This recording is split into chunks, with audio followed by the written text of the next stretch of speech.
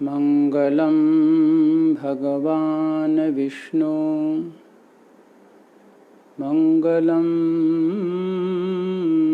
गरुड़ध्वजा मंगलम पुंडरीकाक्ष मंगलायतने सर्वमंगलमांगल्ये शिवे सर्वार्थसाधिके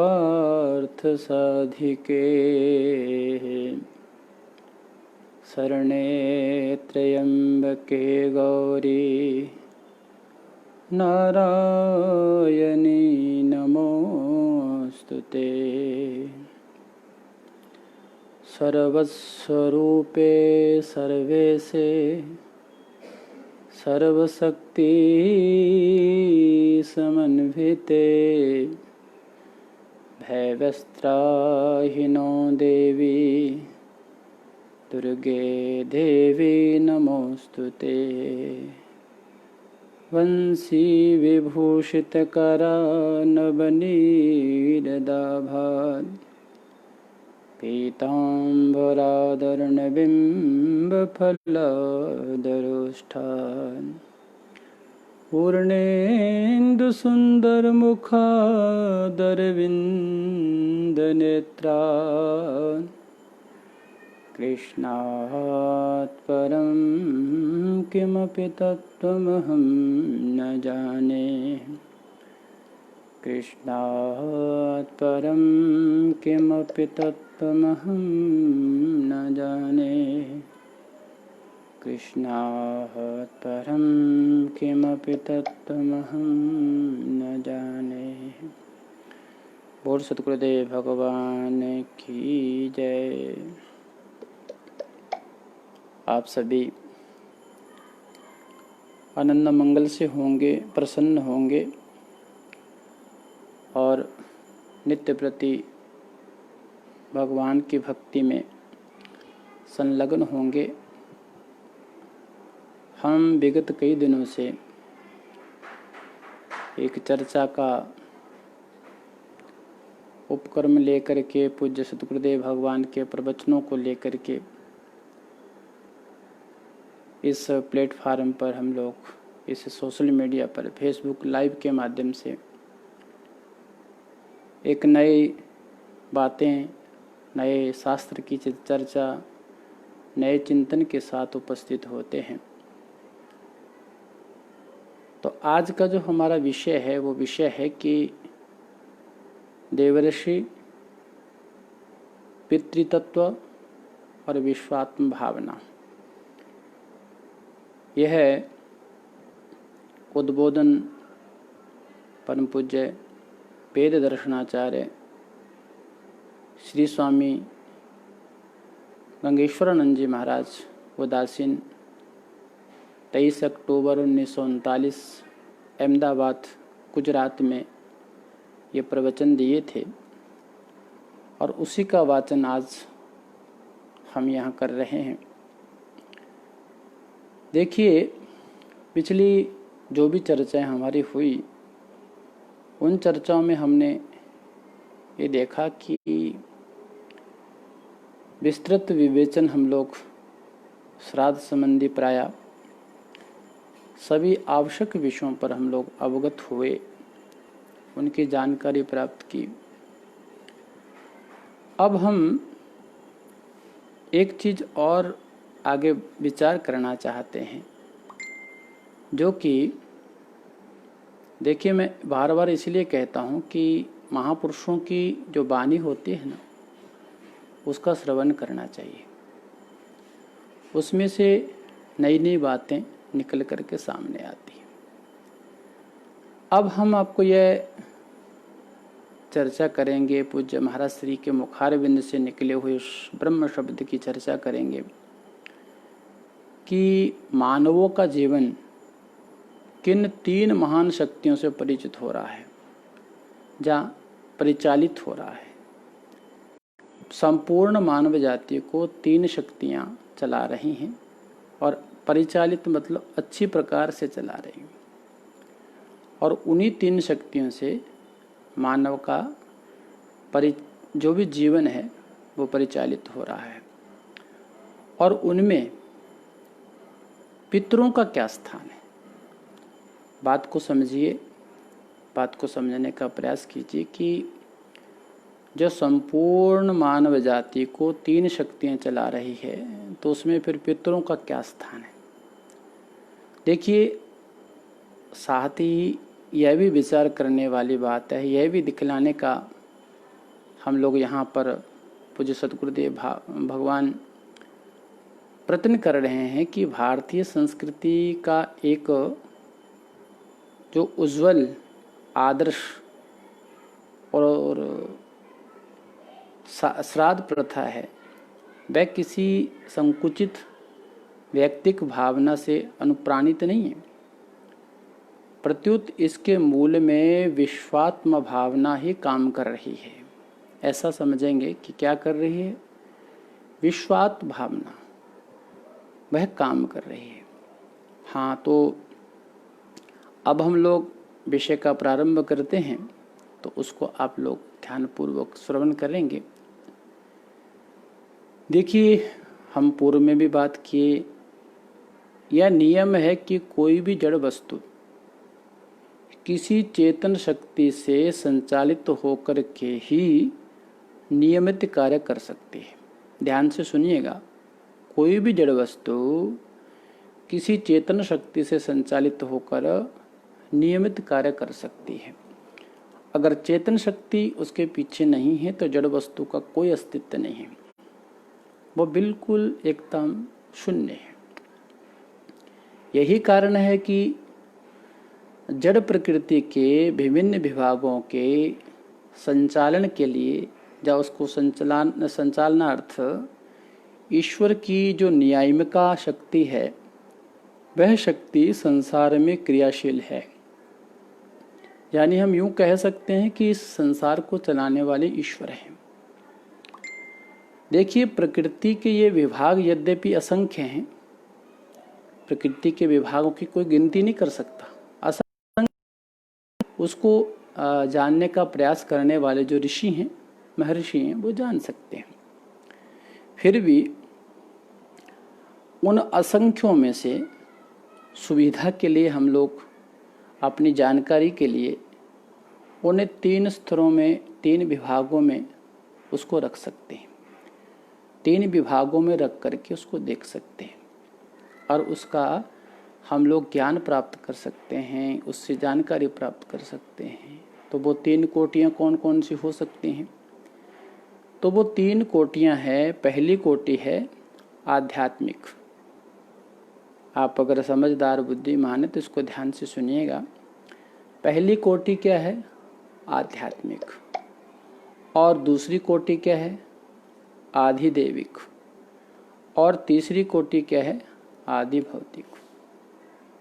देखिए, आध्यात्मिक, आधिदैविक और आदि भौतिक, ये 3 कोटियाँ हैं। ये सबको पहले से भी ज्ञान है, सब जानते हैं इसके बारे में। अब दूसरे से कर्म का और तीसरे से स्थूल दृश्य का संबंध है। इसे हम कैसे समझें? तो इसको यूँ समझें कि कोई भी शासक अपनी आंतरिक शासन व्यवस्था चलाने के लिए मुख्य 3 विभागों का संगठन करता है। क्या करता है? 3 विभागों का संगठन करता है। वो कौन कौन से होते हैं? ध्यान दीजिएगा। जो संसार को चलाने के लिए, राज्य को चलाने के लिए, देश को चलाने के लिए अति आवश्यक है, और वर्तमान में तो इसकी और आवश्यकता है। तो मैं क्या कह रहा था, कोई भी शासक हो तो वह शासक आंतरिक शासन व्यवस्था चलाने के लिए मुख्य 3 विभागों का संगठन करता है। वो कौन कौन से हैं? 1 नंबर पे शिक्षा। ध्यान दीजिएगा, बड़ी महत्वपूर्ण बातें हैं ये। 1 नंबर पे क्या है? शिक्षा। और दूसरे नंबर पर क्या है, न्याय, और तीसरे नंबर पर क्या आता है, प्रबंध। शिक्षा, न्याय और प्रबंध, ये तीन आंतरिक शासन व्यवस्था के कारण ही राज्य, देश, पूरा ब्रह्मांड चल सकता है। अगर ये तीनों में एक में कमी आ गई तो उस राज्य का जो अस्तित्व है ना वो खतरे में आ जाता है। इसलिए शासक क्या करते हैं, शासक मतलब जो सरकार चलाने वाले लोग हैं, वो क्या करते हैं, ये तीन व्यवस्थाओं को बांट करके, तीन विभाग बना करके इनको पूर्ण रूपेण उस पर ध्यान केंद्रित करते हुए इस पर कार्य करते हैं। अब देखिए, जिसके अंतर्गत स्वास्थ्य वर्तमान में जिसकी अति आवश्यकता है, ये जो कोरोना वायरस चल रहा है ना, जिसमें इतनी भयंकर लूट मार चल रही है, ये सरकार की नाकामियों का कारण है। क्योंकि सरकार ने ऐसी कोई व्यवस्था नहीं बनाई है जो एकदम आम जन के लिए सुविधाजनक हो। देखिए, जिसमें हम लोग, जिसके अंतर्गत वर्तमान में जो स्थिति स्वास्थ्य है ना, स्वास्थ्य भी एक प्रमुख विभाग होता है आंतरिक शासन व्यवस्था चलाने के लिए। अब जिस देश के लोग ही बीमार होंगे वो देश क्या प्रगति करेगा भाई। तो अन्य छोटे छोटे विभाग इन्हीं में सब आ जाते हैं, तो मुख्य रूप से इनको हम लोग लिए जाते हैं। ठीक इसी प्रकार, ये तो संसारिक बात हुई, संसार का उदाहरण दिया। ठीक इसी तरह विश्व संचालन करने वाले जो प्रभु हैं ना, जो परमेश्वर हैं, विश्व संचालन जो करते हैं, उस प्रभु ने ब्रह्मांड के संचालनार्थ, यानी ब्रह्मांड को संचालित करने के लिए तीन प्रमुख विभाग बनाए हैं। तीन प्रमुख विभाग बनाए हैं। वो कौन कौन से हैं आप लोग नोट करो। वो हैं ज्ञान है, कर्म है और स्वास्थ्य है। क्या क्या हैं, एक बार पुनः फिर सुनो।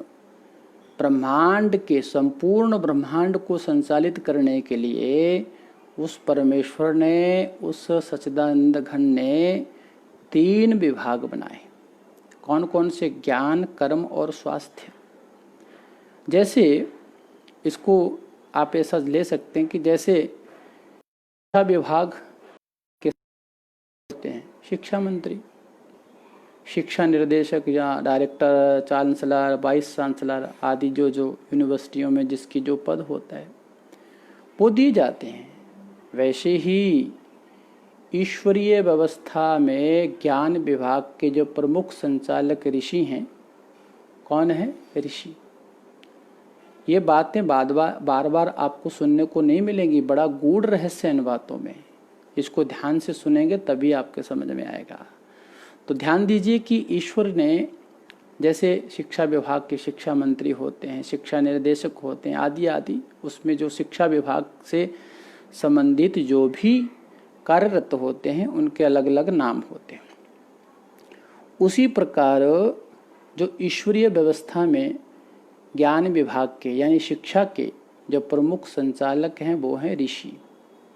इसलिए ऋषियों मंत्र दृष्टारा ऐसे करके कहा गया कि मंत्र को कौन देखते हैं, ऋषि देखते हैं। अब इसी प्रकार जैसे लौकिक शासन व्यवस्था में न्याय विभाग के सुचारू संचालन के लिए कौन होते हैं, जज होते हैं, डिस्ट्रिक्ट जज होते हैं, हाई कोर्ट होता है, सर्वोच्च न्यायालय होता है, उसके जस्टिस होते हैं, या फिर न्याय मंत्री भी होता है। ये संसार की व्यवस्था चलाने के लिए ये होता है कि नहीं होता। वैसे ही अच्छा, परमेश्वर ने क्या किया है, तो उस परमेश्वर ने कर्म विभाग के संचालक जो बनाए हैं वो हैं देवगण। किनको बनाया, देवताओं को, देवगण को। अब तीसरी बात, जैसे लौकिक शासन में जैसे प्रबंध का संचालन कलेक्टर है, कमिश्नर है, चीफ मिनिस्टर है, गवर्नर है आदि करते हैं ना, और उसके एक प्रमुख जो विषय है स्वास्थ्य, और स्वास्थ्य के संचालनार्थ जो बनाते हैं स्वास्थ्य मंत्री, उसको बनाया जाता है। आजकल तो क्या करें, हंसी आती है कभी कभी ये सब बातों को देख करके। हाँ, जिसको डॉक्टरी की एक लाइन पता नहीं है वो हमारे देश के स्वास्थ्य मंत्री बन जाते हैं, जिनको स्वास्थ्य विभाग की कोई जानकारी नहीं होती। परंतु परमेश्वर के यहाँ भाई साहब ऐसा नहीं, आजकल घूसखोरी परमेश्वर के यहाँ नहीं चलती है, इसको ध्यान में रखिए। परमेश्वर की न्याय व्यवस्था आज भी काम कर रही है। तो जैसे संसार की व्यवस्था चलाने के लिए, आम राज्य की व्यवस्था चलाने के लिए स्वास्थ्य मंत्री होता है और स्वायत्त शासन संस्थाएं, उसमें जैसे हेल्थ ऑफिसर हैं, डॉक्टर हैं, वैद्य हैं आदि होते हैं, वैसे ही भगवान के जो प्रबंध विभाग है उसके अंतर्गत जो स्वास्थ्य विभाग है ना, उस स्वास्थ्य विभाग का संचालन पितृगण करते हैं। इसको ध्यान रखिएगा, कौन करते हैं? पितृगण करते हैं। इस प्रकार परमेश्वर के शासन में या परमेश्वर के शासन में कर्म क्षेत्र के जो मुख्य अधिष्ठाता देव हैं, ज्ञान क्षेत्र के मुख्य अधिष्ठाता ऋषिगण हैं और स्वास्थ्य क्षेत्र के मुख्य अधिष्ठाता पितृगण हैं, तो जीवन के लिए इन्हीं तीन विभागों से साक्षात संबंध होता है। क्या होता है? साक्षात संबंध होता है। इसलिए मानव जीवन की इन्हीं तीन मुख्य संचालक शक्तियों पर हम कुछ प्रकाश डालें, उस पर चर्चा करें, आज अति आवश्यक है। अब देखिए, ध्यान देने वाली बात है, बिल्कुल इसको ध्यान देने वाली और ध्यान से सुनने वाली बात है कि इस भारत भूमि में, इस भारत में जब तक यह ज्ञान विभाग ऋषियों के हाथ में रहा, तब तक यहाँ बड़े बड़े ज्ञानी ध्यानी शक्तियाँ प्रकट होती रहीं, बड़े बड़े संत महापुरुष प्रकट होते रहे। कारण क्या था? कारण ऋषिगण भी तभी प्रसन्न रहते हैं जब लोग स्वस्थ में लगे रहें और स्वास्थ्य में रह करके ज्ञानोपार्जन की चेष्टा करते हैं। तब क्या होता है? ऋषिगण प्रसन्न होते हैं, ऋषियों को बड़ी प्रसन्नता होती है।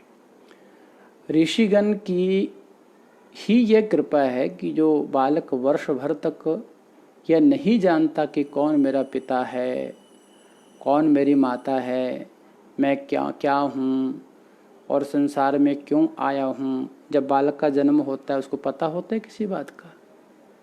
कभी पता नहीं होता उसको, किसी बात का भी पता नहीं होता कि मैं क्यों आया हूँ। वही जो जो वो बड़ा होता है, जो जो उसकी अवस्था बढ़ती है, तो क्रमशः वह सब जानने लगता है, उसको ज्ञान होने लगता है। तो ऋषिगण की प्रेरणा का ही फल है कि कुछ बड़ा होने पर कुमार की स्वाध्याय की ओर प्रवृत्ति होती थी। ऋषि जो बच्चा होता था उसकी किसके प्रति रुचि होती थी? स्वाध्याय, कुछ पढ़ने लिखने की, कुछ सीखने की प्रवृत्ति होती थी। और वह वेद और शास्त्र ज्ञान के अर्जन में जुट जाता था, वेद के ज्ञान में, शास्त्र के ज्ञान में वो जुट जाता था, लगन से जुटता था। और क्या करता था भाई? कहते हैं गुरु ग्रह से पढ़ करके, गुरु ग्रह से बढ़ करके समावर्तन के बाद तक, ये संस्कार हैं, संस्कारों की बात है। गुरु ग्रह से पढ़कर समावर्तन के बाद जब वह घर आता तो गृहस्थ आश्रम में प्रवेश करता था, गृहस्थ आश्रम में प्रवेश करता था। वहाँ भी व्यवहारिक ज्ञान का अर्जन करता था। ऐसा नहीं, ज्ञान कभी भी बूढ़ा नहीं होता और जिंदगी भर आदमी को कहीं ना कहीं से ज्ञान की प्राप्ति करनी पड़ती है। तो वो व्यवहारिक ज्ञान का अर्जन करता था, सीखता था। और फिर जब वृद्धावस्था आने पर वह इन्हीं ऋषि महर्षियों की कृपा से ब्रह्मज्ञ, आत्मज्ञ, अच्छा श्रेष्ठ भक्त बनता था, अच्छा भगवान की भक्ति करने वाला मानव बनता था। तो इसका कहने का मतलब क्या है? इसका सारांश क्या है? हम इससे क्या शिक्षा ले सकते हैं? तो इसका सारांश यही है कि ऋषिगण की कृपा से ही हमारा ज्ञान का क्षेत्र उत्तरोत्तर विस्तीर्ण होता हुआ असीम हो जाता था। शास्त्र ज्ञान, व्यवहार ज्ञान, किम बहुना आत्मज्ञान, आत्मदर्शन भी ऋषि कृपा पर ही निर्भर है और अतीत में उसका हमें पूरा पूरा लाभ मिलता रहा है। पर जब से हमने अपने अपने ग्रंथों का अध्ययन छोड़ दिया, स्वाध्याय छोड़ दिया, अपने शास्त्रों से हम दूर चले गए, स्वाध्याय से प्रमाद करने लगे, तभी से ऋषिगण की कृपा भी खो बैठे हैं। उन ऋषियों की कृपा नहीं होती, उन महर्षियों की कृपा नहीं होती। तो स्पष्ट है कि अध्ययन मननशील परिश्रमी छात्रों पर ही शिक्षा विभाग के अधिकारियों की कृपा दृष्टि हुआ करती है। जो बच्चा मेहनती होगा, जो बच्चा अच्छे अंक पाता है, उसको प्रोत्साहन दिया जाता है। किसके द्वारा? शिक्षा मंत्री के द्वारा। तो हमारे शिक्षा मंत्री कौन है भाई साहब? ऋषिजन। तो वो भी हम पर प्रसन्न होते थे जब हम अच्छा ज्ञान अर्जन करते थे, और उनसे वे अन्य अनभ्यासियों की अपेक्षा अधिक प्रेम किया करते हैं। जो पढ़ने वाला बच्चा होता है उससे शिक्षक अधिक प्रेम करते हैं। जो अभ्यास नहीं करते यानी अनभ्यासी हैं, उनसे प्रेम नहीं करते। छात्रगणों से, छात्रों में अभी भी वर्तमान में आप देखते होंगे, उससे कोई लेना देना नहीं होता। उसका सम्मान करते हैं जो पढ़ा लिखा हो, आज भी करते हैं, और तरह तरह की सुविधाएं और छात्रवृत्तियां देते हैं जो आज वर्तमान में अच्छे बच्चों को मिल रही है। जब लौकिक शिक्षा जगत के अधिकारियों की अध्ययनशील छात्र पर इतनी कृपा और अध्ययनशील पर उपेक्षा, अनध्ययनशील पर उपेक्षा देखी जाती है, तो भगवान के शिक्षा विभाग के अधिकारी ऋषियों की स्वाध्यायशील पर कृपा और उससे प्रमाद करने वालों के प्रति उपेक्षा भाव में पूछना ही क्या है भाई साहब? वो तो ऋषि ठहरे, तो ऋषि लोग तो भाई ये निर्णय करेंगे।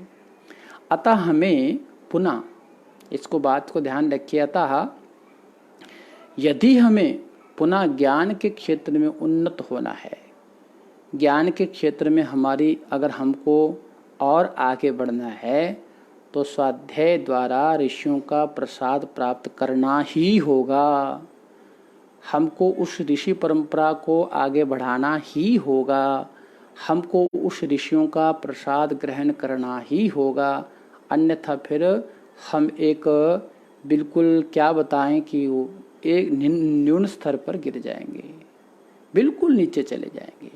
और हमारा अगर किसी देश का एक बच्चा अगर नीचे जाता है, असंस्कारी होता है, तो होता है संपूर्ण देश पर उसका प्रभाव पड़ता है।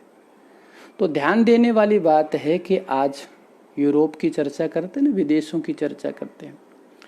यूरोप के लोग क्यों उन्नति के शिखर पर आरूढ़ हैं? कारण पता है क्यों? कहना होगा कि जब अब तक भारत ऋषियों की कृपा का पात्र रहा है, पर आज वह कृपा यूरोप को प्राप्त हो रही है। कैसे भाई? तो इसका कारण स्पष्ट है। यूरोपियन लोग ऋषि कृपा के प्रमुख साधन स्वाध्याय में अपनी पूरी शक्ति से जुट गए हैं। आप उनको अगर देखेंगे तो उनके प्रति, शास्त्र के प्रति उनकी बड़ी श्रद्धा होती है। हमारे भारतीयों की तरह नहीं है, उनकी बड़ी श्रद्धा होती है। और उन्होंने हमारे ही अमर, जो हमारे भारतीय संस्कृति के प्राण हैं, जो अमर हैं, जो कभी मर नहीं सकते, अमर वांग्मय को यानी वेदों का ठोस स्वाध्याय किया है अच्छी तरह से।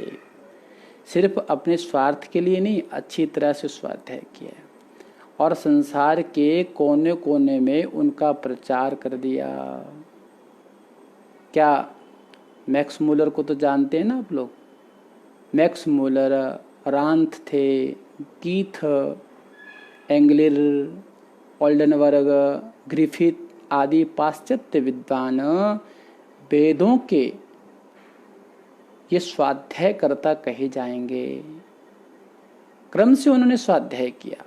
आज उनके वेदों पर भाष्य मिलते हैं, वेदों पर आर्टिकल मिलते हैं, वेदों पर लेख मिलते हैं।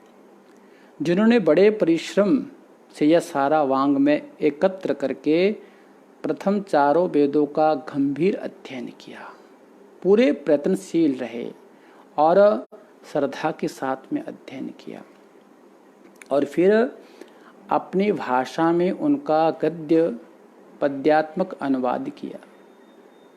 अलभ्य ग्रंथों को, जो दुर्लभ ग्रंथ हैं, अलभ्य ग्रंथों के संशोधित नव संस्करण प्रकाशित किए, पदों की अनुक्रमणिकाएं बनाई और अवेस्था आदि अन्य धर्मों के धर्म ग्रंथों के साथ उनका तुलनात्मक अध्ययन किया। ये बात कपोल कल्पना तो है नहीं कि झूठी बात है, आप उनकी हिस्ट्री में पढ़ सकते हो, वर्तमान में आप जानती हो। यह क्या यहाँ पर विचार किया जा सकता है, क्या यह कम स्वाध्याय प्रेम है? इसको आप लोग क्या कहेंगे? क्या शास्त्र के प्रति अश्रद्धा कहेंगे या स्वाध्याय के प्रति आलस्य कहेंगे? नहीं, उनका अपने स्वाध्याय के प्रति प्रेम था। वो कुछ पाना चाहते थे, शास्त्र से कुछ सीखना चाहते थे, ऋषियों का प्रसाद पाना चाहते थे। क्या तब क्यों न ऋषिगण उस पर प्रसन्न होंगे भाई? जो इतनी मेहनत करेंगे, जो इतना कार्य करेंगे, जो अच्छे स्वाध्याय करेंगे, उस पर ऋषि लोग क्यों नहीं प्रसन्न होंगे? एक इतिहासकार लिखता है कि मालूम पड़ता है कि जो वेदों का प्रचार करने के लिए 700 वर्षों बाद पुनः सायणाचार्य जी, अब ये ध्यान दीजिए, हो सकता है किसी ने कहा है ऐसा, एक लेखक है वो लिखता है कि भाई 700 वर्षों बाद पुनः साइन भाषा तो आप जानते हैं, तो कहते हैं सायणाचार्य जी ही मैक्स मूलर के रूप में प्रकट हुए हैं। अर्थात जिस तरह 700 वर्ष पूर्व सायणाचार्य ने वेदों पर भाष्य लिख करके संसार के कोने कोने में वैदिक ज्ञान की गंगा बहा दी थी, उसी तरह 20वीं शताब्दी में मैक्स मूलर भी विश्व भर में वैदिक ज्ञान की मंदाकिनी प्रवाहित कर रहे हैं। ऐसा लिखा है। सचमुच मैक्स मूलर ने अपनी सारी आयु वेद के स्वाध्याय में ही बिता दी। अगर उसकी जीवनी पढ़ेंगे ना तो आपको ये पता चलेगा कि उस बंदे ने वेद के प्रति कितना समर्पित था। इन पाश्चात्य वैदिक विद्वानों के स्वाध्याय का ही सुपरिणाम है कि इस देश का, उस देश का, यूरोप का, उस देश का ऋषिगण की कृपा, उस देश पर ऋषिगणों की कृपा हो गई और उन्हीं की कृपा से आज वह देश इतना उन्नत हो रहा है, उत्तरोत्तर वृद्धि की ओर जा रहा है। और यहाँ से हमारे यहाँ मुख्य, यहाँ पर वेद का केंद्र है, वहाँ पर देख लो क्या हो रहा है। वैदिक संस्कृति में जन्म लेकर के भी लोग वेद की निंदा करते हैं। क्या करें, उनके लिए, मूर्खों के लिए कुछ शब्द नहीं होते। सभी जानते हैं कि आज के कुछ समय पहले तक यूरोपीय लोग जंगली सा जीवन बिताते थे। यूरोप के लोग जंगल में जैसे जंगली लोग रहते हैं, इस तरह से रहते थे। उनकी असभ्यता की सीमा यह थी कि वे अपने को मानवीय सृष्टि के या मानवीय सृष्टि में परिगणित करने का भी साहस नहीं कर पाते थे। वो मानवीय सृष्टि में आती ही नहीं थी, अलग प्रकार की उनकी सृष्टि थी। पर जब से वहाँ क्रमशः ऐसे व्यक्ति उत्पन्न होने लगे जो स्वाध्याय को ही अपना जीवन व्रत मानते थे, तब से उस देश का ऋषिगण, उस देश पर ऋषिगणों की कृपा हो चली, उस देश पर भगवान की कृपा हो चली। इसलिए आज वो देश उत्तरोत्तर वृद्धि कर रहा है। फलता वहाँ ऐसा ऐसा ज्ञान विज्ञान प्रकट होने लगा जिसके प्रचंड आलोक से विश्व की आंखें चौंधिया उठी है। विश्व भर आश्चर्यचकित हो रहा है। विश्व में उस देश की धाक बैठ चली है। स्वाध्याय से प्रसादित ऋषिगण की कृपा का ही यह फल है कि उस देश में न्यूटन जैसे व्यक्तियों ने जन्म लिया। किसने? न्यूटन जैसे व्यक्तियों ने जन्म लिया, जिन्होंने अपने अदम्य स्वाध्याय द्वारा वैज्ञानिक क्षेत्र में अपनी विजय वैजयंती फहरा थी। न्यूटन जैसे वैज्ञानिकों के आविष्कारों का ही प्रभाव है कि आज यूरोप में 20,000 सैनिकों की फौज या उससे अधिक, या उससे भी अधिक फौज अन्य स्थान की 1,00,000 सैनिकों की फौज के सामने अगर खड़ी हो जाए तो उसका सामना करने का उत्साह दिखाती है। ये किसकी देन है? न्यूटन जैसे लोगों की। हिटलर आज इतनी उछल कूद क्यों मचा रहा था? हिटलर जो था ना, बड़ी उछल कूद मचा रहा था। थोड़ी सी फौज के सहारे सारे यूरोप की फौज का सामना करने का कैसे साहस कर रहा था। हिटलर की कहानी पढ़े हो? पढ़ना जरूर। वो कैसे थोड़ी सी फौज को लेकर के यूरोप की फौज का सामना करने का कैसे वो साहस कर रहा था। कहना होगा कि स्वाध्यायशील ऋषियों के कृपा पात्र न्यूटन जैसे वैज्ञानिकों के द्वारा आविष्कृत चमत्कारों का बल उसके हाथ लग गया, इसलिए उनका हौसला इतना बढ़ गया। सारांश यह है कि सब स्वाध्याय का ही फल है। हम जितना स्वाध्याय करेंगे उतना ही हमको उसका लाभ मिलेगा। ऋषिगण स्वाध्यायशील देश और व्यक्ति को अदम्य शक्ति तथा विकास का अवसर दिया करते हैं। ऋषि प्रसाद अति आवश्यक है। जिसके पास ऋषि प्रसाद नहीं है वो व्यक्ति का जीवन निष्फल है। अब हमारे देश में आज यदि कोई उल्लेखनीय शारीरिक शक्ति अर्जित करता है तो शिक्षा या स्वास्थ्य के प्रति उसका भाव सर्वथा उपेक्षा का ही दिख पड़ता है। उपेक्षा होती है उसकी। हमारे देश में, ध्यान दीजिए बात को, हमारे देश में गामा आदि पहलवान संभवतः शिक्षा से सर्वथा अछूते मिलेंगे। गामा पहलवान मशहूर है, वो क्या है? शिक्षा से दूर, अछूता। पर यूरोप के मल्ल शिरोमणि, जो सब मलों में मेन मल थे, जिसका नाम था जीविस्को। क्या नाम था? जीविस्को जैसे लोग अदम्य शारीरिक शक्ति के साथ ग्रेजुएट भी मिलेंगे। उन्होंने बड़ी शिक्षा, उच्च शिक्षा हासिल की है। तो यूरोप में यह आवश्यक नहीं है कि बल की उपासना के साथ विद्या की उपासना एकदम छोड़ ही दी जाए। कभी कभी होता है ना, लोग कहते हैं कि भाई हम तो खेती करते हैं तो शिक्षा प्राप्त करके क्या करेंगे। ऐसा नहीं है। खेती के साथ साथ, किसानी के साथ साथ शिक्षा भी अति अनिवार्य है। उसको छोड़ देना समाधान नहीं है। कारण वे लोग स्वभावतः स्वाध्यायशील हो चले हैं। इसके विपरीत हमारे यहाँ यदि आज कोई बीए करना चाहता है ना, बीए करना चाहता है, एमए करना चाहता है, तो उसका उद्देश्य क्या होता है? उसका उद्देश्य केवल नौकरी होता है कि मुझे छोटी मोटी जॉब मिल जाएगी और हम 4 पैसे कमाएंगे।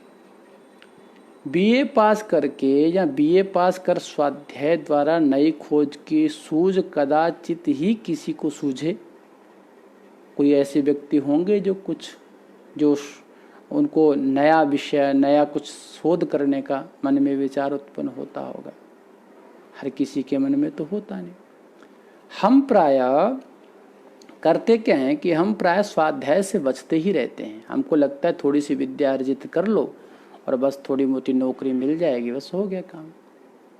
तो हम स्वाध्याय करने से बचना चाहते हैं। थोड़ा सा बस कर्मकांड के थोड़े मंत्र सीख लिए, थोड़ा सा विधि जान ली, आधी अधूरी विधि जान ली, चलो जी कर्मकांड कराने लगे।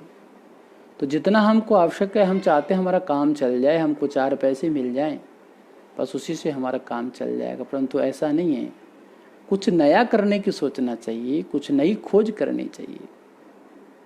अनिवार्यता कुछ कर लिया तो ये अलग बात है। जबरदस्ती का राम राम कब तक चल सकता है भाई? जो करना हो स्वेच्छा से करना चाहिए। कोई आपको सर्कस के उसके हाथी की तरह, शेर की तरह कोई डंडे से, सर्कस के जैसे शेर नहीं होते, उसको डंडा दिखाओ तो वो जा कर के स्टूल पर बैठ जाते हैं, कुर्सी पर बैठ जाते हैं, वैसा नहीं। स्वेच्छा से करना चाहिए, खुशी से करना चाहिए। जो भी करना चाहो उसमें आपकी खुशी होनी चाहिए, आपका करने का संकल्प होना चाहिए, तब आप वो कार्य कर पाएंगे। तो इस तरह जब हम स्वाध्यायशील ही नहीं, जब हम स्वाध्याय ही नहीं कर पाते हैं, हमारे शास्त्र के प्रति श्रद्धा ही नहीं है, तो हम पर ऋषियों की कृपा ही कैसे होगी भाई? नहीं हो सकती। और जिस पर ऋषि की कृपा नहीं है वो व्यक्ति कभी उन्नत नहीं हो सकता, वो देश कभी उन्नत नहीं हो सकता, वो जो भी है वो उन्नत नहीं हो सकता। तो इसमें हम में से अच्छे अच्छे वैज्ञानिक भी निकले हैं। क्यों? वो स्वाध्याय थे, उन्होंने अपने जो स्वाध्याय क्रम था उसमें पूरी निष्ठा के साथ में उसका स्वाध्याय किया। अब आप कहोगे कि भाई इस पे क्यों जोर दिया जाता है? जोर इसलिए दिया जाता है कि हमारे शास्त्र कहते हैं कि ऋषि कृपा प्राप्त करनी है तो स्वाध्यायशील बनो। यूरोपीय लोगों के इतने गुणगान और आत्मीय जनों के समीक्षण का तात्पर्य हमारा यही है, पूज्य सद्गुरुदेव भगवान का यही है कि हमारा यह स्वाध्याय से प्रमाद अत्यंत हानिकार है। हम अपने स्वाध्याय से दूर हटते चले जा रहे हैं, इसका मतलब है हम अपने लक्ष्य से और अपने उस जो मेन बातें हैं उनसे कहीं ना कहीं दूर जा रहे हैं। हम अधम में जा रहे हैं, हम नीचे गिर रहे हैं। अतः हमें चाहिए कि इसे हम शीघ्र ही शीघ्र त्याग दें और अधिक से अधिक स्वाध्यायशील बने, हम स्वाध्याय करना प्रारंभ करें। क्यों भाई? कारण कि किसी भी व्यक्ति या समुदाय, किसी भी व्यक्ति हो, समुदाय हो, जाति हो, राष्ट्र हो, इन सब की जो उन्नति है ना, वो उन्नति का मूल मंत्र है स्वाध्याय, शिक्षा, ये मूल मंत्र है। और जो इसका जीवन व्रत लेता है, जो जीवन में ये संकल्प कर लेता है कि हमको इसको करना है, उस पर इस विभाग के जो लोग हैं, ईश्वर है, उस ईश्वर के द्वारा नियुक्त संचालन और जो ऋषिगण हैं, उन ऋषियों की कृपा बरसने लगती है। जो स्वाध्याय करते हैं उन पर उन ऋषियों की कृपा बरसने लगती है। फिर वह व्यक्ति, समाज, जाति और राष्ट्र रूप जो पूरा एक जितना भी क्षेत्र है वो क्या हो जाता है? सुख हो जाता है। क्या हो जाता है? सुखी हो जाता है, सुख हो जाता है, उसको सब कुछ मिल जाता है। संपत्ति तथा सम्मान से सत्य में लहलहा देता है। आप उस ऋषि प्रसाद को प्राप्त करने की चेष्टा तो करो। तो अपने और विश्व के लिए, जो अपने और विश्व के लिए भी वरदान बन जाता है। यह हुई मानवीय जीवन की परिचालक एक दैवी शक्ति हमारे ऋषिगण। ये जो चर्चा अभी तक हुई, क्या हुई? ये हुए कि हमारे जो जीवन, मानवीय जीवन को चलाने वाले एक दैवी शक्ति है जिसको हम लोग कहते हैं ऋषिगण। अब एक शक्ति को पूर्ण हो गया। हम 3 शक्तियों की चर्चा करनी है आज। कितनी? 3 शक्तियां जो मैंने पूर्व में कही है। अब दूसरी शक्ति क्या है? दूसरी शक्ति है देवगण। दूसरी शक्ति क्या है? देवगण, जो हमारे जीवन के कर्म क्षेत्र का परिचालन करते हैं। इस बात को बड़े ध्यानपूर्वक सुनने वाली है। ये चीज़ें आपको आम मिलने वाली नहीं है। ये वस्तु, ये ज्ञान आपको आम मिलने वाला नहीं है। ये तो बड़ी कृपा है पूज्य सतगुरुदेव भगवान की, जिनके मुखार बिंद से ऐसे ब्रह्म शब्द निकले हैं जिसका आज मैं वाचन कर रहा हूँ। यहाँ बैठ करके बिल्कुल जो उनकी कही हुई वाणी है उसका मैं वाचन कर रहा हूँ यहाँ बैठ करके। हम लोगों का बड़ा सौभाग्य है। तो हम विषय की ओर चलें कि दूसरी शक्ति का नाम है देवगण। देवगण मतलब जो हमारे जीवन के कर्म क्षेत्र का परिचालन करते हैं। यज्ञादि कर्मों का अनुष्ठान द्वारा हम इस कर्म संचालन का देवों के कृपा पात्र बन जाते हैं। जब हम यज्ञ करते हैं, अनुष्ठान करते हैं, तो हम पर क्या होता है? देवों की कृपा होती है। यूं हम लोग यूं हमारे यज्ञादि कर्म परिशुद्ध और परिपुष्ट होते जाएंगे, त्यों त्यों हम पर देवों की कृपा बरसती जाएगी। आप जानते होंगे, इस बात को ध्यान से सुनिए, कि आप जानते ही होंगे कि किसी भी अध्यक्ष या संचालक तभी प्रसन्न होता है जब उसके विभागीय नियमानुसार कार्य किया जाए। आजकल के जो लोग हैं ना, भक्त हैं, उनको ये बात सुननी चाहिए ध्यान से। जो मंदिरों में जाके घंटी बजाते हैं और प्रार्थना करते हैं ना, तन मन धन सब कुछ है तेरा, तेरा तुझको समर्पण क्या लागे मेरा, ऐसा करते हैं ना। और मंदिर से जैसे बाहर निकलते हैं तो आके कहते हैं कि हे भगवान, एक फटा सा नोट 5 रुपये का चढ़ा करके भगवान से कहेंगे, हे भगवान मेरे घर में, मेरा घर अच्छा बन जाए, मेरे घर में गाड़ी आ जाए, मेरे लड़के की शादी हो जाए, मेरा ये हो जाए, मेरा वो हो जाए। यानी भगवान से भी धोखा, यानी भगवान से भी धोखा।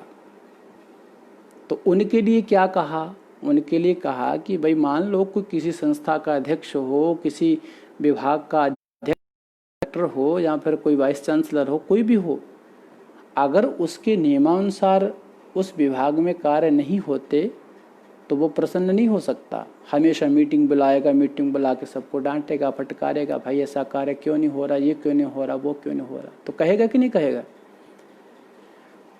तो उसी प्रकार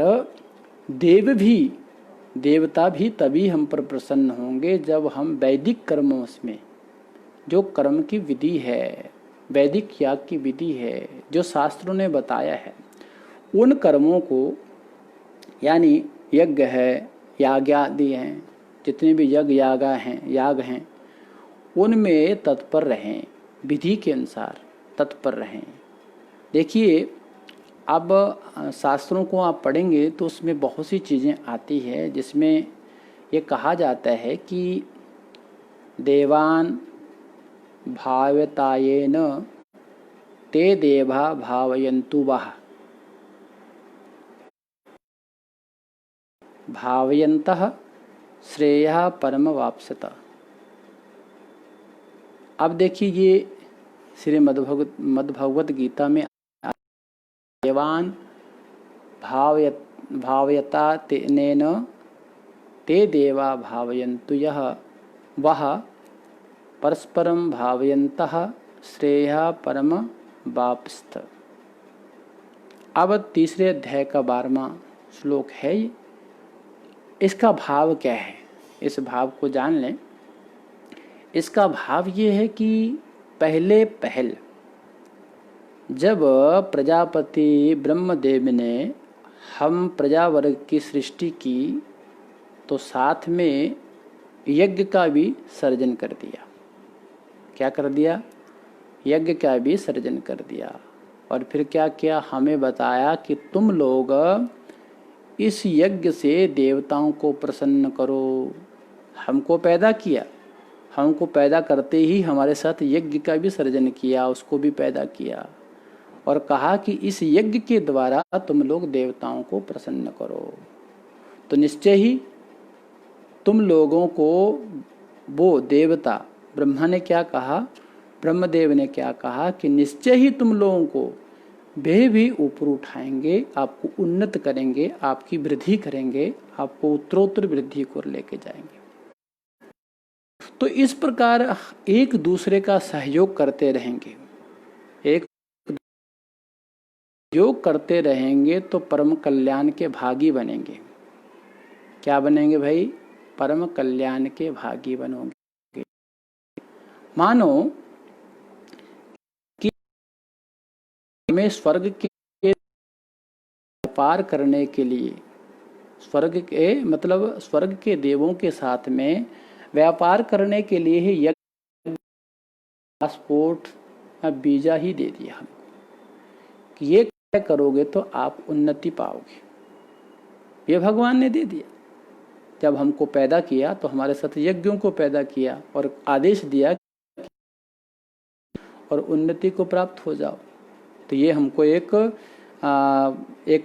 वो क्या बोलते हैं उसको, पासपोर्ट दे दिया, वीज़ा दे दिया, जो आप कहो कि आपको अनुमति दे दी कि ये आप कर सकते हो। इस तरह यदि हम यज्ञ यागादि कर्म देवताओं को पुष्ट बनाएंगे तो वे इतने कृतज्ञ नहीं हैं, इतने निर्धन नहीं है कि प्रत्युपकार के रूप मानवीय जीवन सुख सुविधाओं से संपन्न ना कर दें।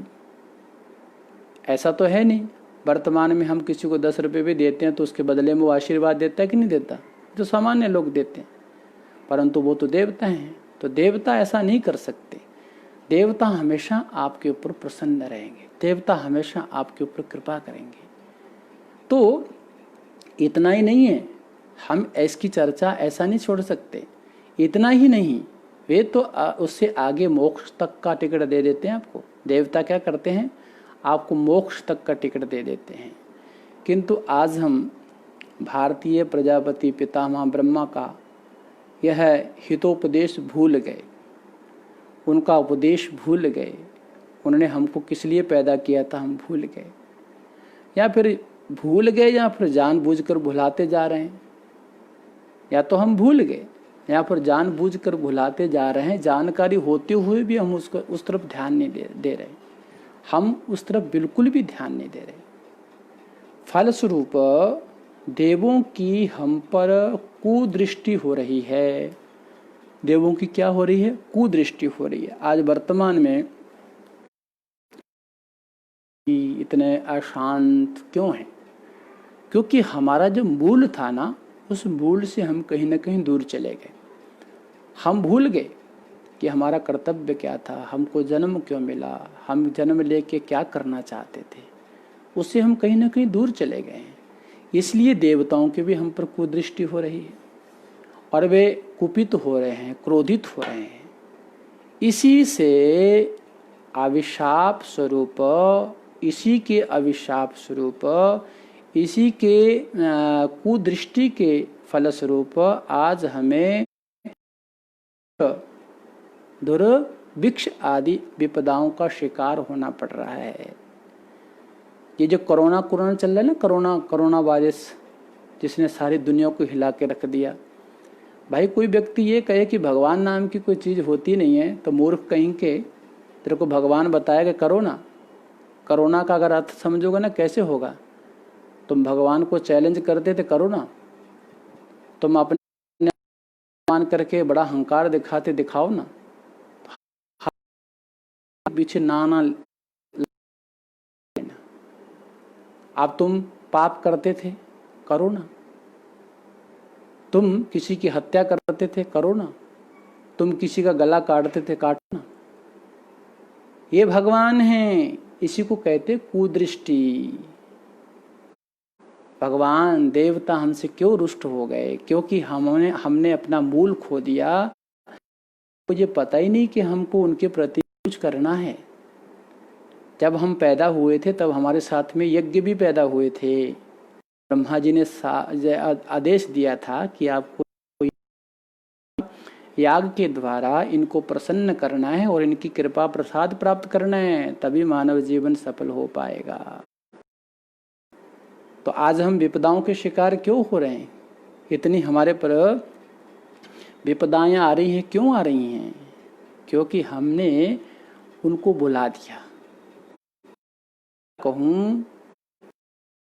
कहना मैं अति आवश्यक समझता हूं कि देखिए, हर किसी के समझ में आने वाले तो है नहीं, फिर भी मैं कह देता हूं। पहले जब होलिका दहन होता था ना,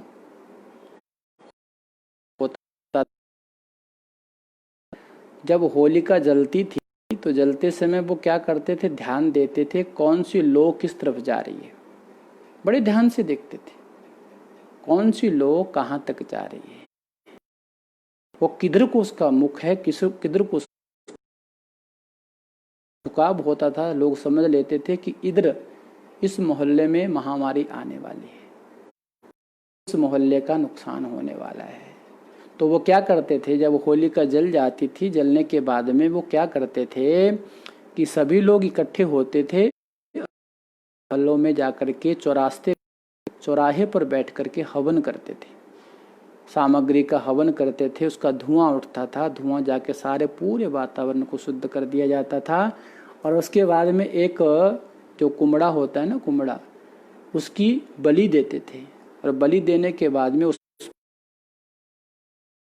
रक्त जैसी जो दिखे पानी के साथ मिला करके डालते थे और उसको लेकर के चलते थे ऐसे ऐसे ऐसे ऐसे ऐसे, और अपने जो मोहल्ला होता था उस मोहल्ले के चारों ओर घुमा देते थे और आकर के वहीं रख देते थे। और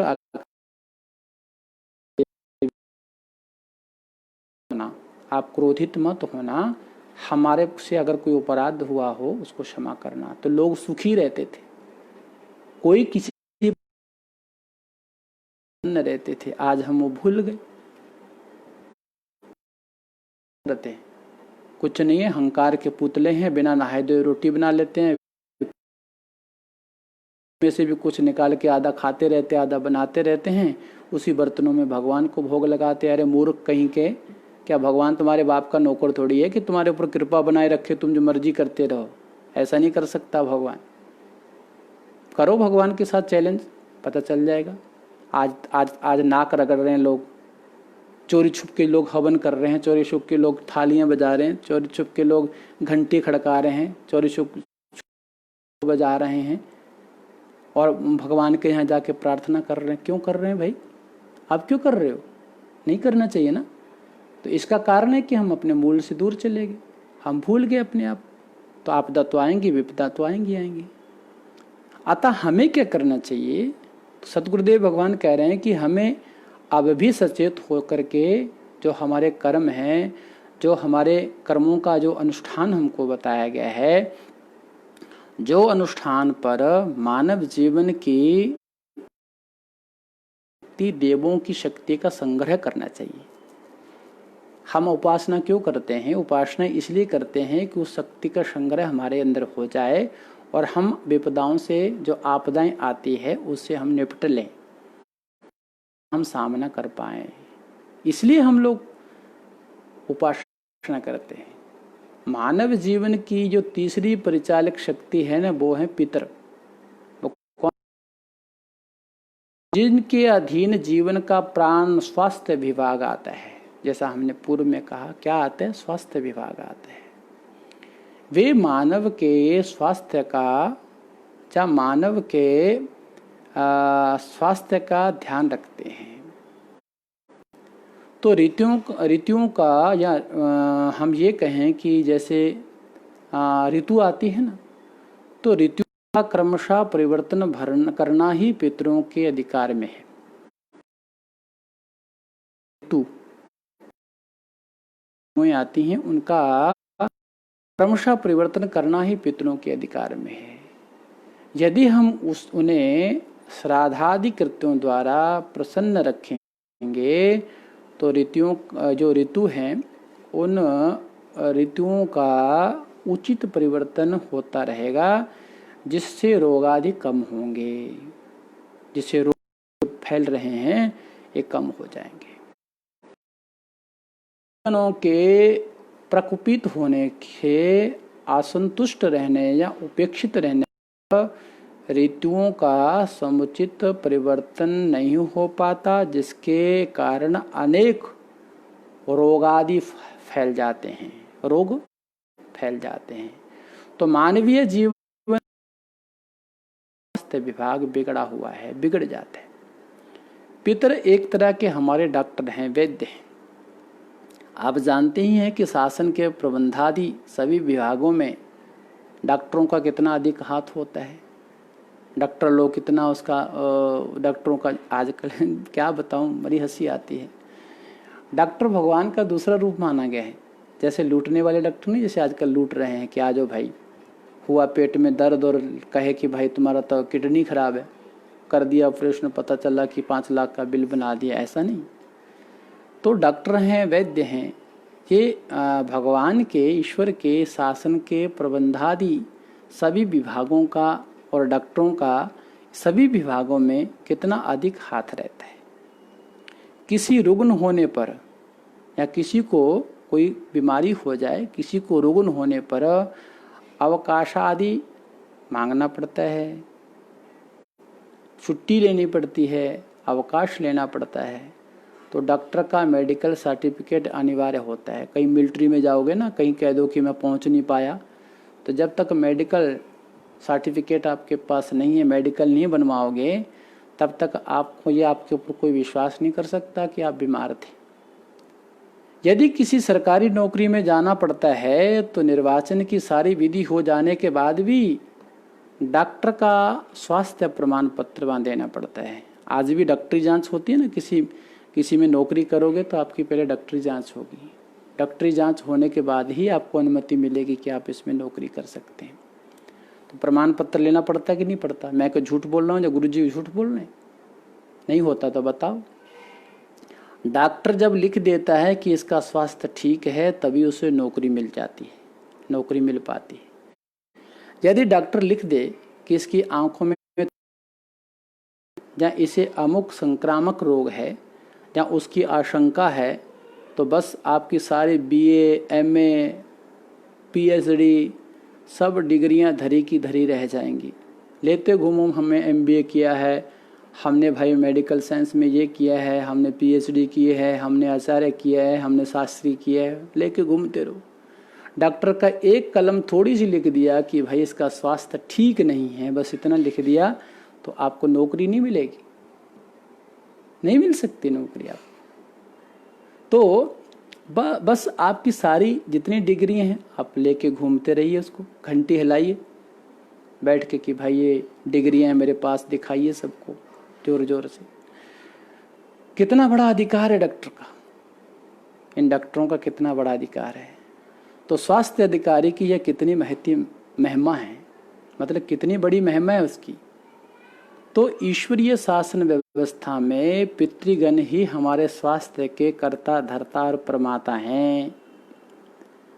पृथ्वी पर आने पर ही नहीं, माता के पेट में, गर्भ में भी हमारे अंग प्रत्यंग की रचना की जिम्मेदारी इन्हीं पर है, पितृगणों पर। किम बहुना मातृगर्भ में जीवात्मा के प्रवेश के लिए उपयोगी स्थूल शरीर का उपादान माता पिता के रजवीर्य की सहायता से ही, या फिर यूं कहें कि रज ही पहले वो तैयार करते हैं। अब गर्भ में प्रवेश से लेकर के अंत तक शरीर की सर्जन प्रक्रिया जो है वो किसके अधिकार में है? पितरों के अधिकार में है। तो निष्कर्ष यह है कि स्थूल शरीर प्राप्ति का सारा दायित्व पितरों पर ही है। पितृगण प्रसन्न रहेंगे तभी हमें सुंदर और निरोग शरीर प्राप्त होगा और गौरवर्ण मिलेगा, अंग प्रत्यंग विकल नहीं होंगे और शरीर बलिष्ठ होगा। जन्म से ही हम में शक्तियां निहित रहेंगी। आप जानते ही हैं कि जो मशीन निर्माण के समय ही सर्वांग सुंदर रहती है, सुदृढ़ रहती है, वह दीर्घ काल तक चल पाती है। शरीर भी एक मशीन है, ये शरीर भी क्या है? एक मशीन है। और उसके सभी कलपुर्जों को सुदृढ़ और दीर्घ काल तक कार्यक्षम बनाने की शक्ति के जो आधाता हैं, वो आधाता हैं हमारे पितृ। जब तक पितरों को हम लोग नहीं प्रसन्न करेंगे तब तक ये वस्तु हमको नहीं मिल पाती। तो प्राचीन काल में हमारे युवक कितने सुंदर और सुदृढ़ होते थे ना, कितनी प्रशंसा होती थी। स्पष्ट है कि जब भारतीय अपने श्राद्ध आदि को सर्वथा तृप्त तुष्ट रखते थे, तो आज राष्ट्र के शासकों को विविध रोगों से राष्ट्रीय स्तर पर अभियान चलाने पड़ रहे हैं कि भाई पोलियो हो गया किसी को तो उसके लिए जगह जगह जाकर के टीका लगाओ। अब कोरोना वायरस की वैक्सीन निकालने के लिए सारी दुनिया लगी हुई है। यदि हम भारतीय भूले हुए पितरों के इस प्रसादान कार्य श्राद्ध कृत्य पर दृढ़ हो जाएं तो वह कष्ट कभी नहीं उठाना पड़ेगा। मैं गारंटी के साथ कहता हूँ, पूज्य सतगुरुदेव भगवान इसकी गारंटी ले रहे हैं, कभी नहीं उठाना पड़ेगा। अब देखिए, अब हम आगे चर्चा कर रहे हैं कि पितृ उपासना विश्वात्म भावना। पितृ उपासना क्या है? विश्वात्म भावना। यदि विचार किया जाए तो की तृप्ति ही ब्रह्मांड की तृप्ति का परम साधन है। जब तक पितर तृप्त नहीं होंगे तब तक ब्रह्मांड भी तृप्त नहीं हो सकता। कोई हेल्थ ऑफिसर या स्वास्थ्य अधिकारी केवल ही स्वास्थ्य का ध्यान नहीं रखता, प्रत्युत वह अपने निर्धारित क्षेत्र के अंतर्गत सारी जनता के स्वास्थ्य की चिंता रखता है। उसको लगता है कि मेरे विभाग में कोई भी व्यक्ति रोगी ना हो। तो पितरों की भी यही बात है। उनका कार्य क्षेत्र स्वास्थ्य संवर्धन, स्वास्थ्य विश्व व्यापक है। अतएव ये विश्व के स्वास्थ्य की चिंता रखते हैं हमारे पितर। तो हमारा यह श्राद्ध कृत्य भी अपने पितरों की तृप्ति के साथ समस्त संसार की तृप्ति की भावना को अंतर्निहित रखता है। तो ये स्पष्ट है कि स्वभावतः परिसीमित व्यक्ति का कोई भी कार्यक्षेत्र अपना निकटवर्ती प्रदेश और निकटवर्ती प्रजा नहीं होती, पर उसकी भावना, उसका जो मानसिक व्यापार विश्वव्यापी बन जाता है या विश्वव्यापी बन सकता है अगर वो व्यक्ति इन नियमों का पालन करे तो। इस तरह व्यक्ति किसी परिच्छिन्न प्रदेश में काम करता हुआ भी विश्व व्यापक बन सकता है। व्यष्टि समूह ही तो समष्टि है। व्यष्टि समूह ही तो समष्टि है। जब प्रत्येक व्यष्टि का हित साधन हो जाएगा तो समष्टि का हित साधन अर्थातगत है, उसको तो सोचने की जरूरत नहीं है। तो इतनी सतर्कता अवश्य रखनी पड़ती है कि व्यष्टि का वह हित साधन किसी प्रकार समष्टि के हित साधन का बाधक ना हो। यदि उसमें विश्व हित साधन की भावना जुट जाए तो स्वर्ण सुयोग ही कहा जाएगा उसको। फिर तो कहने क्या, सोने पे सुहागा है। तो हमारे ऋषिगण स्पष्ट ही बताते हैं कि श्राद्ध आदि पैतृक अनुष्ठानों द्वारा आत्मा को विश्व के साथ मिला सकते हैं और मिलाना ही चाहिए। हमें श्राद्ध में जो जो अनुष्ठान करने पड़ते हैं उन्हीं से यह प्रतीत हो जाता है कि उन सब के उदार भाव, जैसा आजकल लोग बोलते हैं ना, जिनको अर्थ तो पता नहीं पर बोलते बहुत जोर जोर से हैं। आजकल तो नेता लोगों के मुख पे दो चार बातें चढ़ी हुई है। क्या बोलते हैं वो? वसुधैव कुटुंबकम। क्या कहते हैं? वसुधैव कुटुंबकम। जब तक आपके अंदर ये भाव नहीं आएंगे तब तक वसुधैव कुटुंबकम कहने की आपको आज्ञा नहीं है, नहीं कह सकते आप। वसुधैव कुटुंबकम कहने का मतलब है जब तक आपके अंदर वो संसार के प्रति अच्छी भावना होगी तब आप कह सकते हैं कि सभी मेरे बंधु हैं। पूरा संसार, पूरा ब्रह्मांड हमारा बंधु है। यह भाव भरा पड़ा है हमारे शास्त्रों में। श्राद्ध के प्रथमतः बिछाए हुए कुशों पर तिल संयुक्त जल द्वारा किन किन पितरों का आह्वान किया जाता है उसको आप लोग सुन लेंगे।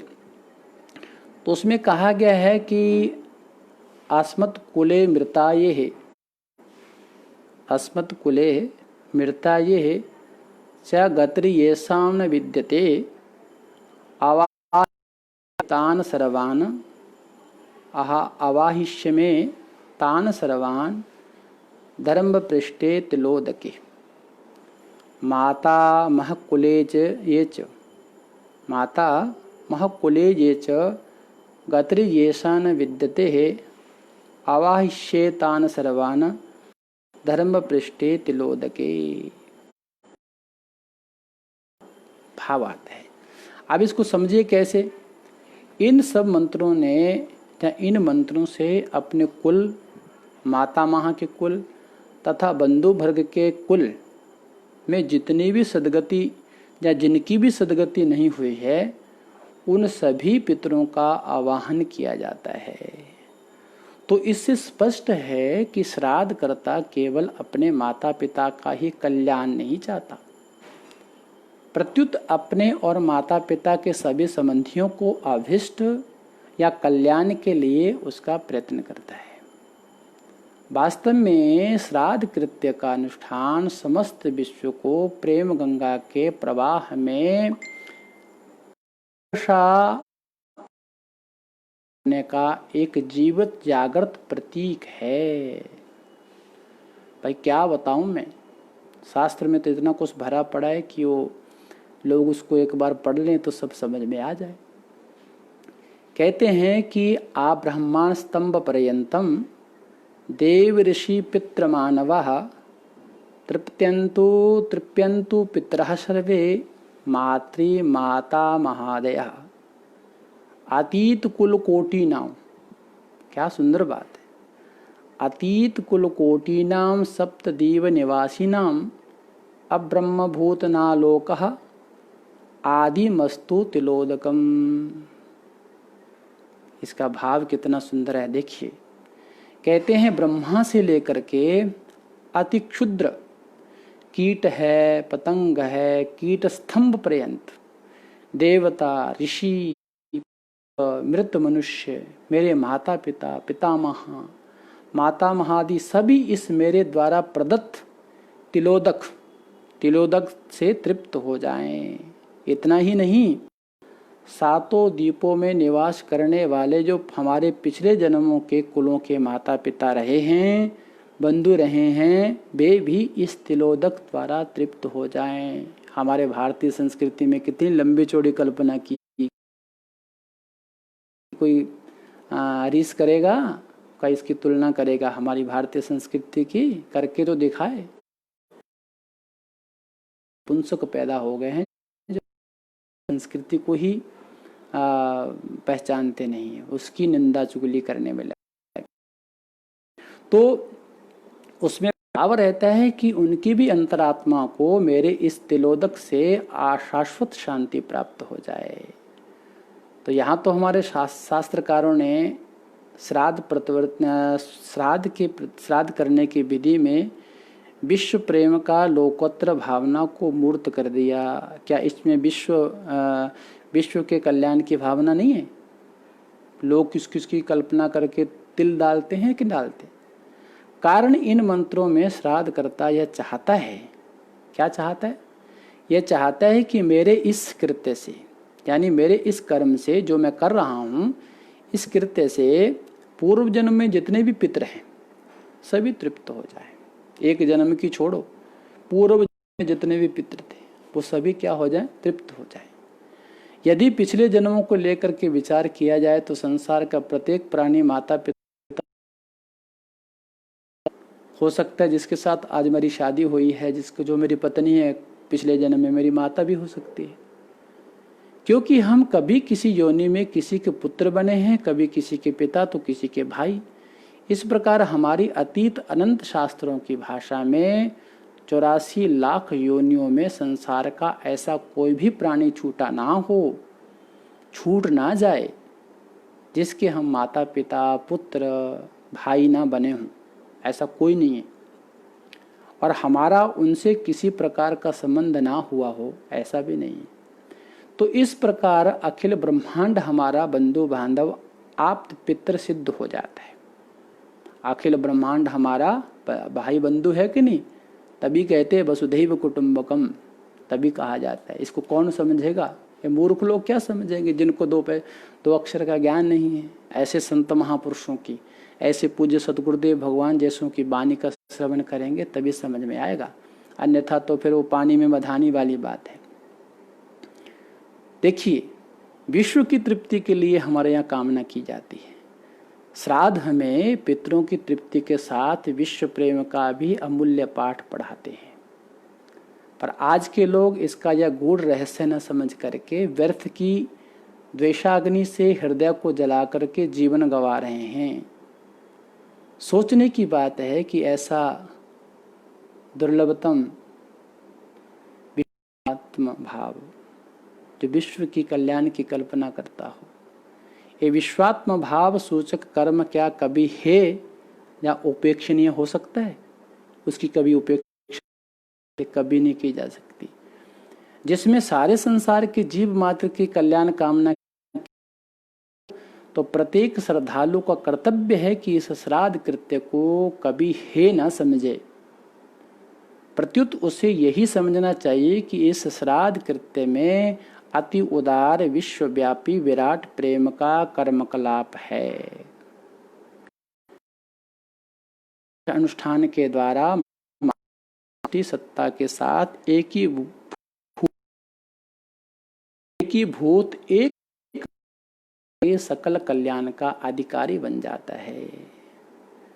अब देखिए कई प्रकार के रहस्य हैं, तो आज हम थोड़ा सा यहाँ पर काकबली का रहस्य थोड़ा सा उस पर चर्चा करते हैं। काकबली क्या है, काकबली क्या है, उसका हम लोग थोड़ा सा यहाँ पर पूज्य सतगुरुदेव भगवान उसका उल्लेख कर रहे हैं कि श्राद्ध के द्वारा भारतीयों में विश्वव्यापी प्रेम का निदर्शन तो तब और भी स्पष्ट हो जाता है जब वे इस कृत्य में कोय को भी, यानी काग है ना, काग कोय काय जैसे कां करते हैं, जो कोय बोलते हैं, उसको भी अन्न यानी काक बलि देते हैं। क्या बात है, क्या सुंदर भाव है। कोय को भी काग को भी हम लोग अन्न देते हैं, जिसको काक बलि कहते हैं। आज के आपातदर्शी हंसी के रूप में पूछा करते हैं कि श्राद्ध में इस कोय का, यहाँ इस काक को बलि क्यों दी जाती है? क्या आपकी भाषा में उस चंडाल पक्षी को अन्न देने से आपके पितृ तृप्त हो जाते हैं? क्या उसके आपका कोई नाता रिश्ता है? तरस आता है ऐसे विचारों की बुद्धि पर। अरे भाई, काक बलि से तो हमारा विश्व प्रेम ही टपक रहा है। हिंदू धर्म का श्राद्ध कृत्य इस विधि को अपने में समाविष्ट कर डंके की चोट घोषित कर रहा है कि हिंदू जाति का हृदय विशाल है। देखो के लिए भी अखंड प्रेम की सरिता बह रही है। हम उनके लिए भी इतना प्रेम बहा रहे हैं जिनको लोग चंडाल कहते हैं। उसमें जरा डुबकी लगाओ और अपने जन्म जन्मांतर का कलमश धो डालो, तो लोग क्या क्या बताएं, क्या कैसी कैसी लोग कल्पना करते हैं, भगवान जाने। अब संत लोग भी इसका समाधान तो करते हैं, परंतु लोग समझते नहीं, सुनते नहीं हैं। लोग कौए को यानी काक को काम काम शब्द को सुनना भी पसंद नहीं करते, कोयल को सुनना पसंद करते। कोयल की आवाज़ मीठी होती है, बेचारा कागा है आकर के काम काम काम करता है, तो उसको सुनना भी पसंद नहीं करते, उसे अस्पृश्य और अशुभ मानते हैं। काक मैथुन का दर्शन हो जाने पर कहा जाता है कि उस व्यक्ति का मरण योग आ जाता है। तदर्थ प्रायश्चित भी किया जाता है। पक्षिणाम चैव वायसः, पक्षिणाम चैव वायसः, पक्षियों में कौए को धृतराज का अकारण क्लेशकारी तथा निकृष्टतम माना गया है। पक्षियों के पालने के शौकीन को भी कभी कौआ पालते नहीं देखा गया।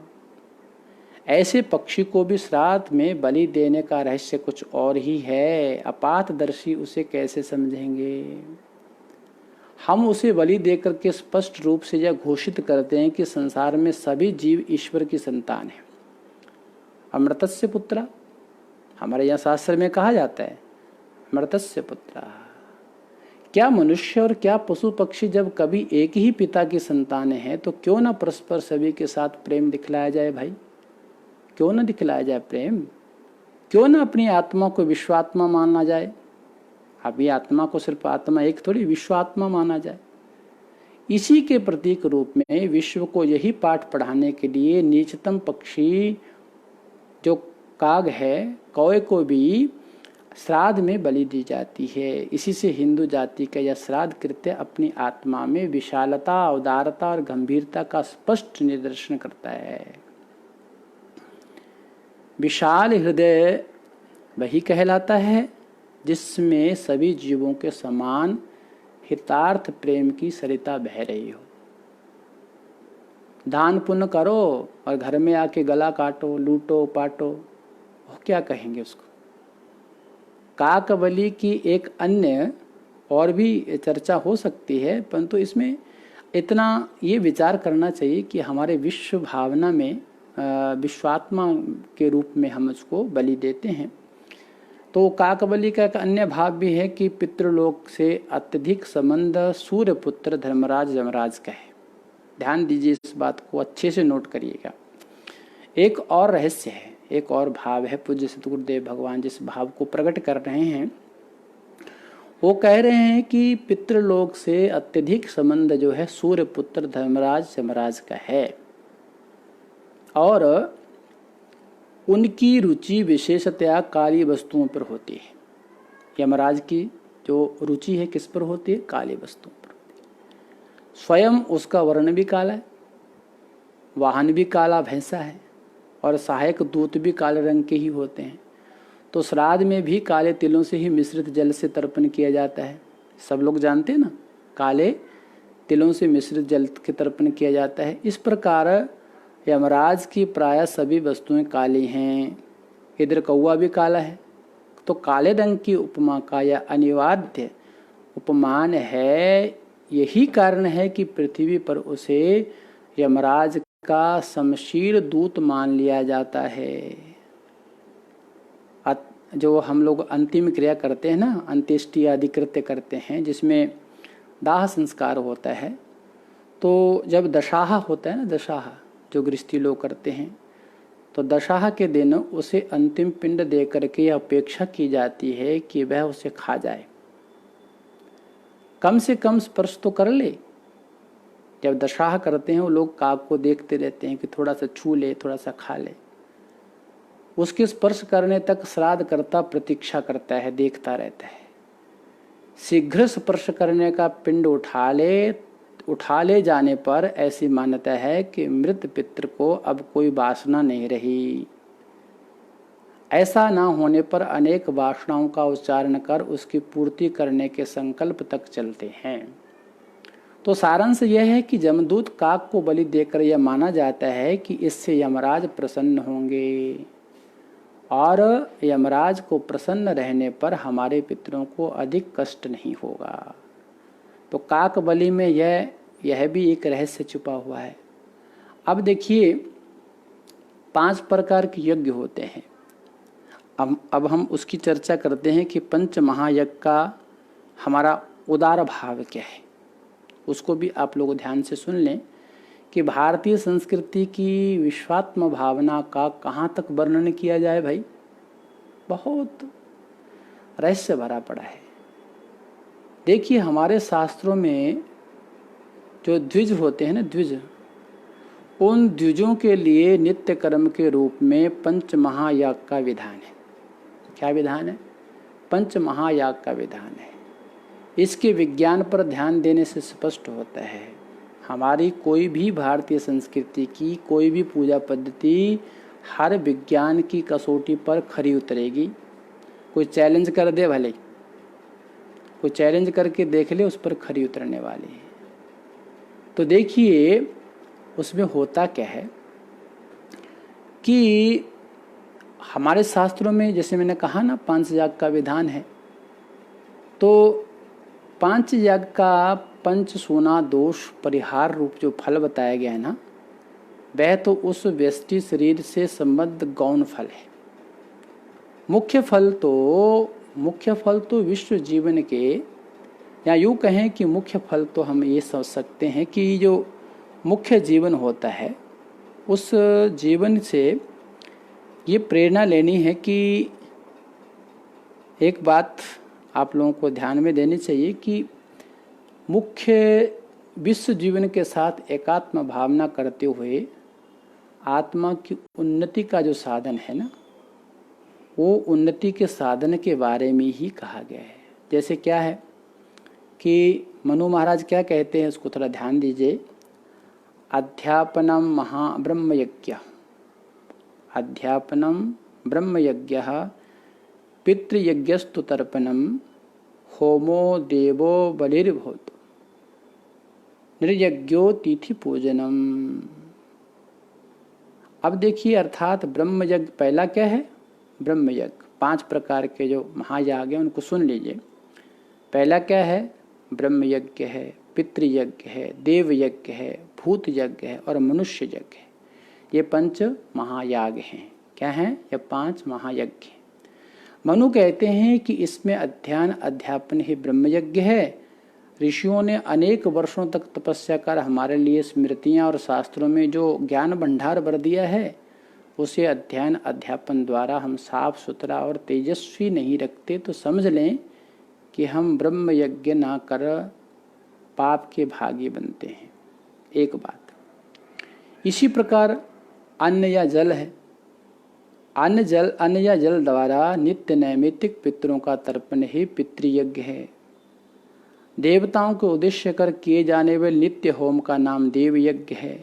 गाय है, कुत्ता है, कौवा है आदि पशु पक्षियों को अन्नादि दान भूत यज्ञ कहलाता है। इसको हम लोग भूत यज्ञ कहते हैं। और अतिथि सेवा का नाम है मनुष्य यज्ञ। तो स्पष्ट है कि इसमें कितनी महान विश्वात्मा छिपी हुई है। इसके न करने के प्रत्यक्ष दोष बता करके शास्त्रकार कहते हैं कि जो गृहस्थ ये 5 महायज्ञ करते हैं उन्हें पंचसूना दोष नहीं लगता। अर्थात शास्त्र चाहते हैं कि दोष के भय से ही सही मानव इस परमोदार प्रथा में बिना प्रमाद से लगा रहे। वैसे इन दोषों को भी देखें तो स्पष्ट हो जाएगा कि हमारे मुकाबले कौन कितना अहिंसा व्रत रखता है। सामान्य तौर पर ऐसा बताया गया है कि गृहस्थ के घर नित्य भी 5 स्थानों पर जीव हत्या हुआ करती है। गृहस्थ के घर में नित्य क्या होता है? जीव हत्या हुआ करती है। कौन कौन सी है? चूल्हा, पोषणी, चक्की, झाड़, उखल, जलपात्र। गृहस्थ के लिए 500 नित्य ही उपयोगी पदार्थ हैं और इनको छोड़ करके, अब मैंने समझाया ना, इसको ध्यान से सुनिएगा। इन सब को छोड़ करके गृहस्थी चल नहीं सकती। फलतः इन स्थानों पर सूक्ष्मतम जीवों की हत्या भी अनिवार्य है और ये अनिवार्यता नित्य अखंड रूप से गृहस्थ से सिर चढ़ती ही रहती है। इसलिए महर्षियों ने बताया कि भाई इस विश्वात्म भाव के सूचक 5 महायाग को बिना प्रमाद के नित्य करते जाओ तो इन अनुपेक्षणीय जीव हत्याओं के पाप से बच जाओगे। तो ध्यान रहे कि पाप उतना पाप नहीं जितना पाप ना मानना है। पाप उतना पाप नहीं है जितना पाप को पाप मानना है। तो अनिवार्य पाप का प्रायश्चित कर हिंदू वैदिक गृहस्थ सर्वथा अहिंसा व्रती बना रह सकता है। तो इन 5 यज्ञों में, 5 महायज्ञों में जो पितृयज्ञ है चतुर्थ स्थानीय है। यदि हम यमादि देव पितरों और दिवंगत अपने पूर्वजादि मनुष्य पितरों को नित्य तर्पण पिंडदान आदि से तृप्त न करेंगे तो निश्चय ही पाप के भागी होंगे। फिर विश्व जीवन के साथ ऐक्य भी संपादित न कर सकेंगे। बस यही पितृयज्ञ है, यही श्राद्ध है जो हमें अपनी आत्मा को विश्वात्मा के साथ मिलाना सिखाता है।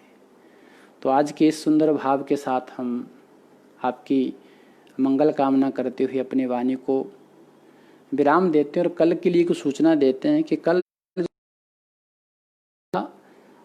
आप कहते हैं ना कि श्राद्ध माने क्या, तो कल का हमारे विषय रहेगा कि श्राद्ध जो है ना विज्ञान की कोटि पर, विज्ञान की कसौटी पर श्राद्ध को हम कैसे तोलेंगे। कल पूज्य सतगुरुदेव भगवान के इस प्रवचन के साथ हम उपस्थित होंगे। आपका दिन शुभ हो, अपन से रहें। हरिओम तत्सत, हरिओम तत्सत। पूर्ण सतगुरुदेव भगवान की जय।